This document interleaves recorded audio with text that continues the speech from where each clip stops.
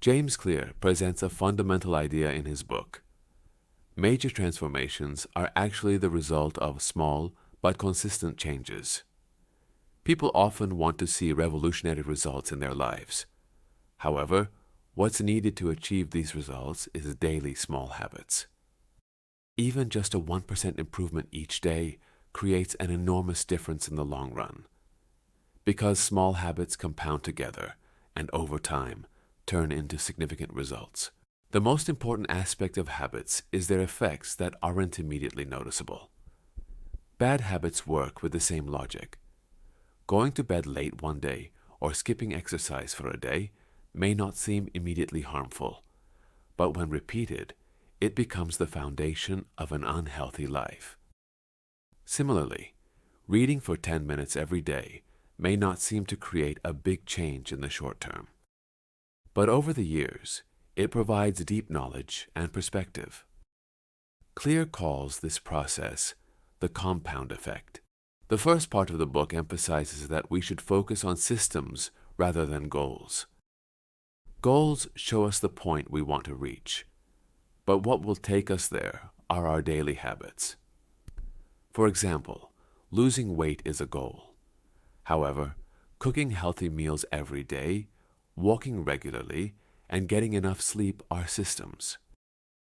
That's why successful people are those who not only set goals, but also build systems that will help them achieve their goals. Clear says that for habits to become permanent, an identity-based perspective is necessary. People should focus not only on what they want to achieve, but on who they want to become. Saying, "I am a runner," instead of "I want to run a marathon," makes the habit part of one's identity. This way, our behaviors become consistent with ourselves, and our habits become permanent. Finally, James Clear says that progressing with small steps instead of changing life all at once is both a more sustainable and more powerful path. Because small changes don't create great resistance in our minds. The human brain fears major transformations, but easily adapts to small changes. That's why a system built on daily habits is the most solid path to achieving success in the long run. When James Clear explains the scientific structure of habits, he divides them into 4 steps: cue, craving, response, and reward. Cue is the trigger that sends a pay attention message to our brain. Craving is the internal desire that causes us to perform a behavior. Response is the habit itself. Reward is the satisfaction or benefit we feel as a result of the behavior. Every habit goes through this cycle. Without a cue, there's no craving. Without craving, there's no response. Without response, there's no reward. Every habit, whether good or bad, works through these 4 steps. For example, when a person is stressed, cue, they seek relief, craving, smoke a cigarette, response, and feel short-term relief, reward. Similarly, when a healthy person's alarm goes off in the morning, cue, they want to feel energized, craving, exercise, response, and feel energetic, reward. Therefore, the difference is not in the habit itself, but in the results it produces. To change habits, understanding these 4 steps is essential. When people only try to change the behavior, they often fail, because behavior is just one link in the chain. However, controlling cues or changing rewards means getting to the root of the habit. James Clear says, if you want to control your habits, first make them visible, stating that the process begins with awareness. Psychology and neuroscience reveal how habits settle in our brains. Particularly, the hormone dopamine plays a critical role in sustaining habits. Interestingly, dopamine is released not only at the moment of reward, but also while anticipating the reward. In other words, even the expectation of reward pushes us toward the habit. That's why advertisements, social media notifications, or snacks are very effective at drawing us in. This scientific perspective serves as a guide for anyone wanting to change habits. If we want to acquire a new habit, we must first make its cues visible, increase craving, make the response easy, and make the reward satisfying. If we want to get rid of a bad habit, we should do the exact opposite.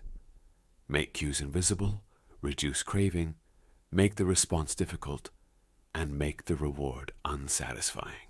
James Clear emphasizes that one of the most critical factors in developing habits is visibility. Our brain constantly reacts to cues from its environment. If the cues for good habits aren't visible, applying them becomes much harder. Conversely, if the cues for bad habits are constantly before our eyes, getting rid of them becomes nearly impossible. Most habits are shaped not by willpower, but by environment. If you constantly have junk food in your kitchen, exercising willpower to eat healthy becomes difficult. However, if fruits and vegetables are visible in your kitchen, eating healthy becomes much easier. Environment silently directs our behaviors. That's why Clear says, design habits according to environment. For good habits, cues need to be made visible. For example, if you want to develop a reading habit, put the book next to your pillow. If you want to remember to exercise, leave your workout clothes in the middle of your room. If you want to drink more water, put a large water bottle on your desk. These small arrangements make it easier to initiate the behavior. Just as visibility is important for good habits, invisibility is equally important for bad habits. If you want to quit smoking, don't keep cigarettes at home. If you want to stay away from social media, delete apps from your phone or turn off notifications. James Clear summarizes this strategy by saying, the less you see something, the less likely you are to do it. In the process of making things visible, awareness is also important. Clear recommends writing a habit list. Write down every habit you do throughout the day and mark them as good or bad. This awareness allows you to see which habits move you forward and which ones hold you back. This way, you can rearrange cues and consciously direct your behaviors. James Clear says that for habits to be sustainable, making them attractive is critical. People naturally gravitate toward pleasure and avoid pain. If a habit gives us pleasure, we're more likely to sustain it. If it seems boring or difficult, our tendency to postpone or completely abandon it increases. The most important thing that makes habits attractive is dopamine release. Interestingly, dopamine is released not only at the moment of reward, but also when the expectation of reward is created. That's why even imagining eating a dessert creates a feeling of happiness. With the same logic, to make a habit more attractive, you need to attach positive emotions to it. Clear recommends the bundling technique to make new habits appealing. This technique consists of combining a habit you want to develop with something you already enjoy. For example, listening to your favorite podcast while exercising, watching your favorite series only at the gym, listening to your favorite music while flossing. This way, the habit becomes attractive because your brain associates it with a pleasurable experience. The appeal of habits is strengthened not only individually, but also through social influences. People imitate the behaviors of the communities around them. If reading books is normal behavior in your group, it becomes easier for you to develop a reading habit too. Similarly, if you spend time with a community that exercises, sports become more attractive to you.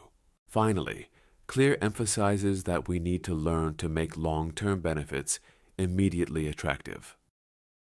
The human brain tends to gravitate towards short-term pleasures. That's why we should support our long-term goals with rewards that satisfy us in the short term. For example, to make investing fun, you can track your savings with visual graphs, or you can share healthy living with motivating friend groups.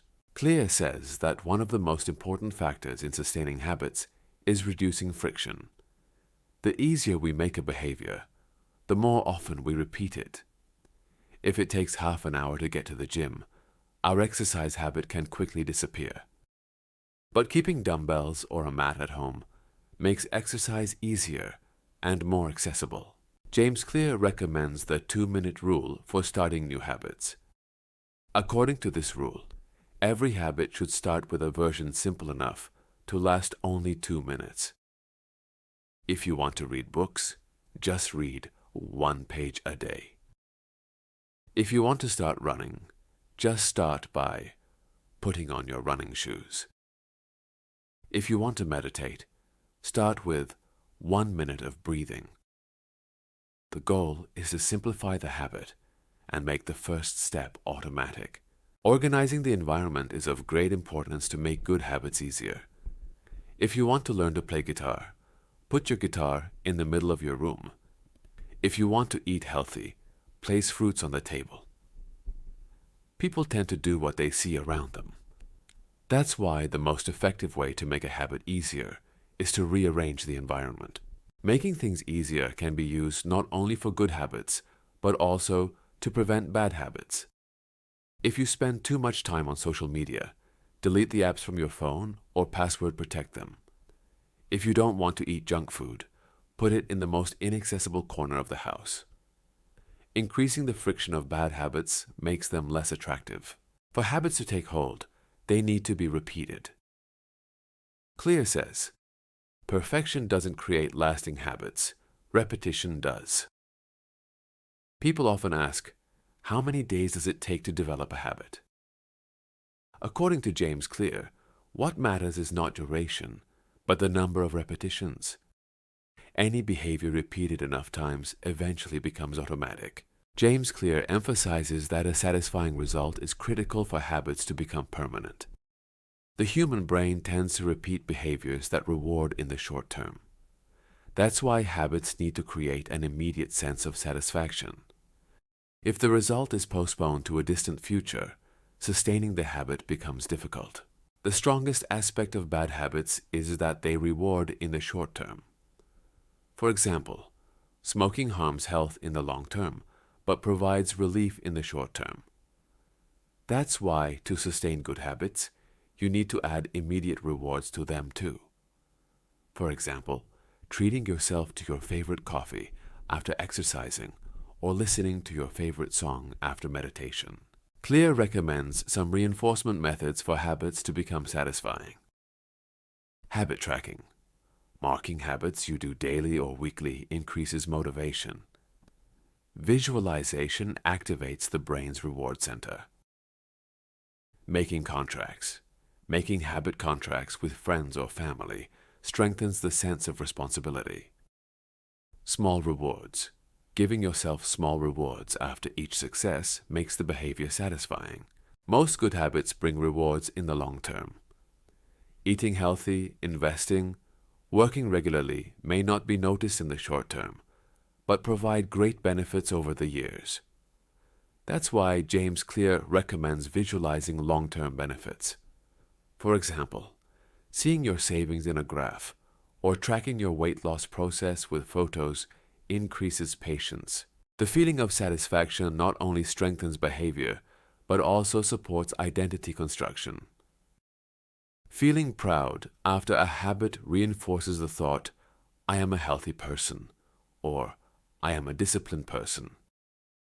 This psychological reward becomes the strongest source of motivation for the habit. Bad habits are generally satisfying in the short term. Overeating, smoking, procrastinating, or spending time on social media provides instant relief but causes harm in the long term. James Clear says at this point, good habits are rewarding in the long term, bad habits in the short term. That's why, to get rid of bad habits, you need to make them repulsive, not attractive. The opposite of the 4 rules James Clear gives for creating good habits is used to get rid of bad habits. Make them invisible. Remove triggers. For example, keeping unhealthy foods away from home. Make them unattractive. Make the behavior boring, even unpleasant. For example, making your phone screen black and white to reduce social media use. Make them difficult. Restrict access. For example, writing social media passwords on paper and putting them away. Make them unsatisfying. Make negative consequences visible. For example, creating a penalty system when a bad habit is repeated. Most of our habits are triggered by the environment we're in. The first step to getting rid of bad habits is to rearrange the environment. Even small changes like turning off distracting phone notifications while working or leaving the TV remote in another room are powerful. Clear emphasizes the importance of social pressure in getting rid of bad habits. Knowing you'll be accountable to someone reduces bad habits. For example, making a habit contract and saying, "I'll pay a fine if I smoke," makes the behavior difficult. Your social circle's expectations are a powerful deterrent. The most lasting solution is to associate getting rid of bad habits with identity change. Identity-based statements like, "I don't smoke," or "I'm not a procrastinator," transform not just the behavior, but also the personality perception. This way, the bad habit automatically weakens because it conflicts with identity. James Clear says that habits not only organize daily life, but also carry people to mastery and freedom. When habits become automatic through repetition, they free up mental energy. For example, while learning to drive requires attention to every movement at first, it becomes automatic over time, and our mind can focus on other things. This process is the liberating aspect of habits. Mastery doesn't come all at once. James Clear draws attention to the 1% rule.